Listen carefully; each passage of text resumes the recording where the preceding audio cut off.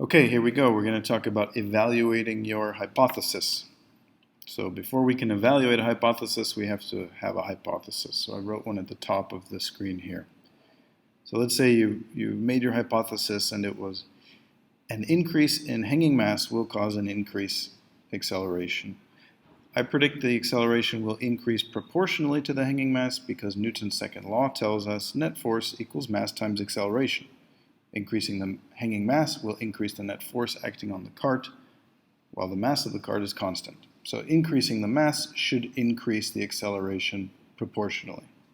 Plenty of scientific reasoning in there, but now our job is to use the experimental results to evaluate the hypothesis. And evaluate means not just decide whether you think or not it's correct, it means to look at the strengths and weaknesses of the hypothesis and weigh them against each other. So you have to be a critical thinker here. You have to look at the hypothesis, look at your data, and think, what is it about my data that supports my hypothesis, and what is it about my data that makes my hypothesis not so trustworthy? And remember, your goal here is not to prove the hypothesis. That's not what we do in science. We form a hypothesis, and then we collect data to see whether or not the data supports the hypothesis. Okay, so we've done this before. I just want to emphasize the trend line here. It is a straight line because we drew it as a straight line, and the important thing is that that straight line nearly goes through all of the data points.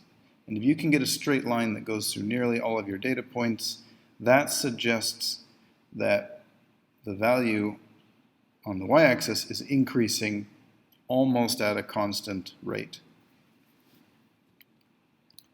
Earlier we looked at the amount of increase, and you can see here with these example data points I've chosen, the amount that it's increasing is not constant. It's almost constant, but not constant. So we would say that is a weakness because our hypothesis predicts that it should cause a proportional increase, and proportional increase means it's increasing at a constant rate.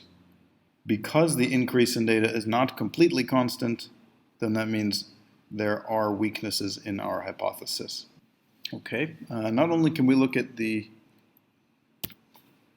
change, but we can look at the y-intercept we've mentioned before, because if the hypothesis predicts a proportional relationship, that means we should have a straight line going through the origin. And as we discussed briefly before, it gets very close to the origin, but actually the trend line does not pass through the point 0, 0 here.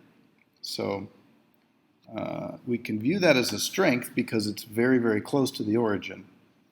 So that means we could be looking at a situation where there is a proportional relationship.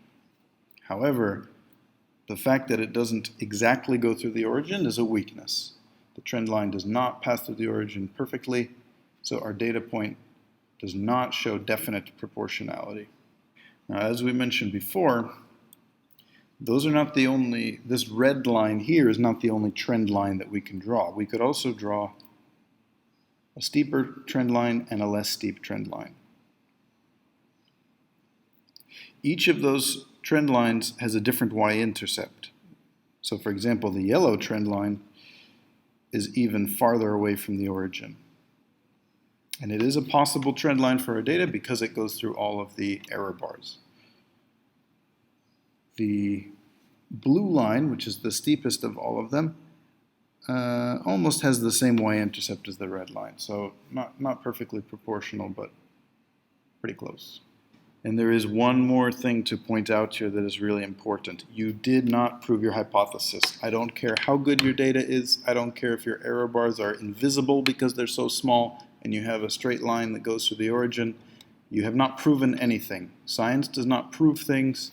Anybody who tells you that science proves things is lying to you or ignorant about how science works. In science, we make a hypothesis and we collect data that either supports the hypothesis or doesn't support the hypothesis. That is not the same as proof. Proof is a mathematical idea. Ask your math teacher about proof.